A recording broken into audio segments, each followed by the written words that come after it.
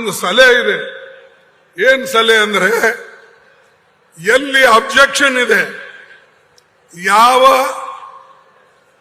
ಜನರಿಗೆ ಅಬ್ಜೆಕ್ಷನ್ ಇದೆ ಅಷ್ಟು ಜನರಿಗೆ ನೀವು ಬೇಕಾದ್ರೆ 10%, 15%, 18% ಜನರಿಗೆ ಬ್ಯಾಕ್ಲಾಗ್ ವೇಕೆನ್ಸಿ ತುಂಬಿ ಅವ್ರಿಗೆ ಸೆಪರೇಟ್ ಕೊಟ್ಬಿಡಿ.